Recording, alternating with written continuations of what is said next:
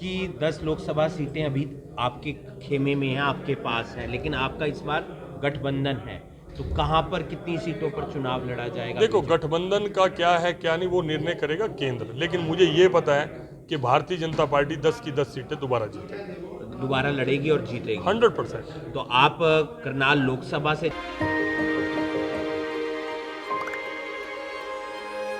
मिलके हम पंजाब को रंगला पंजाब बनाएंगे और बिजली के मामले में पंजाब को सरप्लस बनाएंगे। 24 घंटे बिजली रहिंदी है जी, कोई दिक्कत नहीं बिजली दी सानू। ਗਰੀਬਾਂ ਦਾ ਜਿਉਣ ਦਾ ਸਤਰ ਜਿਹੜਾ ਜੀਵਨ ਉੱਚਾ ਪੱਧਰ ਦਾ ਕਿਵੇਂ ਚੱਕ ਸਕਦੇ ਹਾਂ, ਇਹ ਸਾਡੀਆਂ ਪ੍ਰਾਇੋਰਟੀਜ਼ ਨੇ।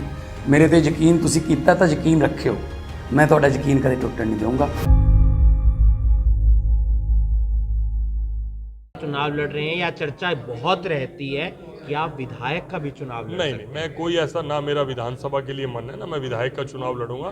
पार्टी अगर उपयुक्त समझेगी, मौका देगी तो लड़ूंगा, नहीं तो जिसका भी नाम लेगी उसको चुनाव लड़वाऊंगा।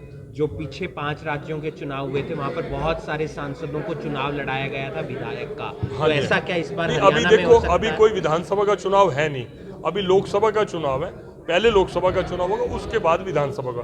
मैं कि ये केंद्रीय नेतृत्व है, उसकी मर्जी रहती है कब क्या मैसेज देना है, कब क्या करना है, इस तरह से निर्णय रहता है। मैं खुद मध्य प्रदेश में था, कई हमारे केंद्रीय मंत्री थे, कई सांसद थे, मेरे संभाग में पटेल जी थे, उनको ही चुनाव लड़ाया। तो ये केंद्रीय नेतृत्व जहाँ, और उसका फायदा भी हुआ, आप देखिए इतनी बड़ी मेजोरिटी एक मैसेज देने के कारण ही है। भूपेंद्र सिंह हुड्डा से लगातार पूछताछ हो रही है ईडी, और विपक्ष कह रहा है कि दबाव बनाने का प्रयास है। नहीं, दबाव में क्यों आएंगे? अगर वो सच्चे हैं दबाव में क्यों आएंगे? मैं तो हमेशा कहता हूँ मेरी करो, मैं अगर सही हूँ तो मैं दबाव में, अगर वो सही है तो दबाव में है भी नहीं, दबाव में आना भी नहीं चाहिए। और मुझे नहीं लगता राजनीति में चुनाव लड़ने वाला व्यक्ति कभी इस तरह के दबाव में आता है। और अगर वो पाक साफ है तो उनको डरना नहीं चाहिए, ईडी की हो, इनकम टैक्स की हो, चाहे किसी की हो। क्या कुछ कहना चाहेंगे, क्योंकि अभी जो 5 राज्यों के चुनाव हुए वहां पर मोदी की गारंटी पर चुनाव लड़ा गया। हरियाणा में जो विधानसभा के चुनाव होंगे वो मनोहर लाल की गारंटी के होंगे या नरेंद्र मोदी की? दोनों की गारंटी है। यहाँ डबल इंजन की सरकार है, और मैं समझता हूँ मोदी मनोहर नाम तो दो हैं, अगर आप बोलेंगे तो एक ही है।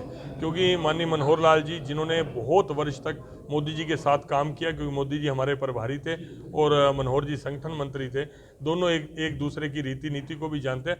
और हरियाणा उनके जो मापदंड थे मोदी जी के, उसके अनुरूप वो खरा उतरा है। और बार बार मैं, जब हमारी सांसदों की बैठक होती है, अगर किसी एक स्टेट का सबसे ज़्यादा नाम लिया जाता है, उसके जो इनिशिएटिव हैं, जो इनोवेटिव आइडियाज़ हैं, सबसे ज़्यादा अगर किसी स्टेट की चर्चा होती है तो हरियाणा की होती है। और नाम अगर किसी मुख्यमंत्री का लिया जाता है तो मनोहर लाल जी का लिया जाता है। SRK की यात्रा चल रही है, कुमारी सैलजा पूरे प्रदेश में अलग अलग जगह जा रही हैं, किस तरीके से नहीं, उनका देखो, उनका सर्वाइवल का सवाल है, उनको यात्रा करनी चाहिए। क्योंकि जिस तरह से हुड्डा साहब ने अपने पुत्र मोह के अंदर पूरी कांग्रेस पार्टी पे कब्जा किया हुआ है, उससे जो SRK का अस्तित्व है वो खतरे में नज़र आ रहा है। और मुझे लगता है कि उनको पूरी मेहनत करनी चाहिए ताकि कांग्रेस में अपने अस्तित्व को बचा सके।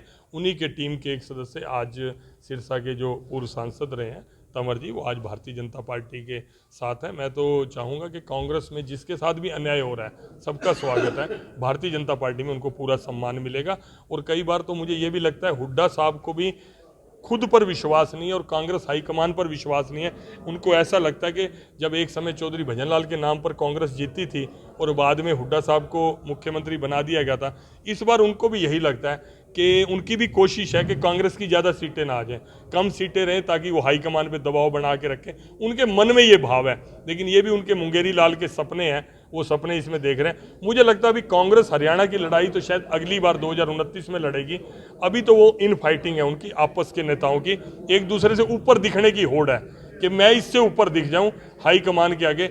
अभी पिछले 5-4 वर्षों में जो अपने संगठन का गठन नहीं कर सके, कुछ नहीं कर सके, और विरोधाभासी बयान आते हैं, एक कोई नियुक्ति होती है, दूसरा पक्ष कहता है जी हम इस नियुक्ति को मानते नहीं, इस तरह की इनफाइटिंग है। पहले मुझे लगता है कि उनको बैठ के आपस में वो करें, फिर लोगों के बीच में जाएं। हमसे जुड़े रहने के लिए हमारे YouTube चैनल को सब्सक्राइब करें और नई वीडियो की नोटिफिकेशन के लिए बेल आइकॉन को दबाएं।